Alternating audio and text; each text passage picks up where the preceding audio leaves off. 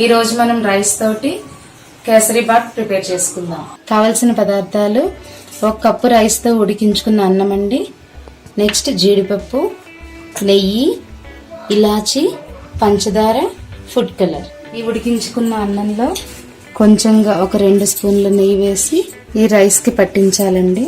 ఈ నెయ్యి అంతటిని పట్టించుకుని ఇది పక్కన పెట్టుకొని స్టవ్ వెలిగించి బాండీ పెట్టుకుందాము. ఈ బాండీలో కొంచెం నెయ్యి వేసుకొని జీడిపప్పు వేయించుకుందామండి. ఫస్ట్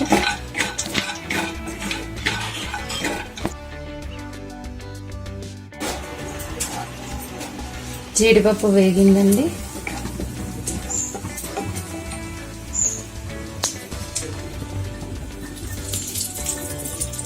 మళ్ళీ ఇదే బాండీలో కొంచెం పంచదార, 1 కప్పు రైస్కి 1 కప్పు పంచదార అండి వేసుకొని కొంచెం పంచదార కరగడానికి కొంచెం వాటర్ మిక్స్ చేసుకోవాలి.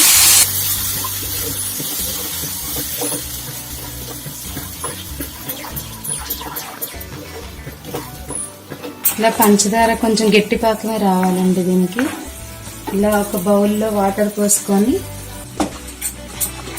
పెట్టుకోవాలి. ఆ వాటర్లో పోస్తే పాకం కొంచెం ముద్దగా అవ్వాలి. ఇలా బౌల్లో వాటర్ పెట్టుకున్నాం కదండి, ఈ వాటర్లో వేస్తే పాకం ఇలా జస్ట్ ఇలా ముద్దగా అవ్వాలి. చూస్తున్నారు కదండి, ఇలా ముద్దగా అవ్వాలి పాకం. ఆ పాకంలో కొంచెం ఫుడ్ కలర్, కొంచెం ఇలాచీ పౌడర్ వేసుకొని రైస్ చేసేయాలి. ఇలా మిక్స్ చేసుకొని చేసి పెట్టుకున్న రైస్ని వేసేయాలండి అందులో.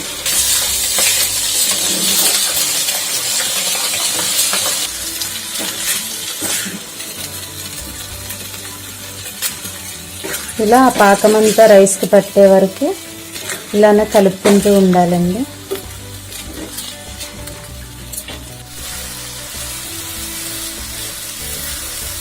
ఇలా కొంచెం అడగంట కింద కలుపుతూ ఉండాలండి. పాకం బాగా రైస్కి పట్టేస్తుంది.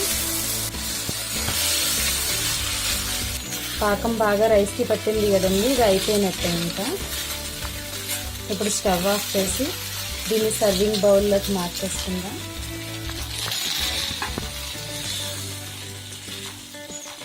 ఇలా సర్వింగ్ బౌల్లోకి మార్చేసుకున్నాం కదండి, దీనిపైన ఇప్పుడు జీడిపప్పుతో గార్నిష్ చేసుకుందాం.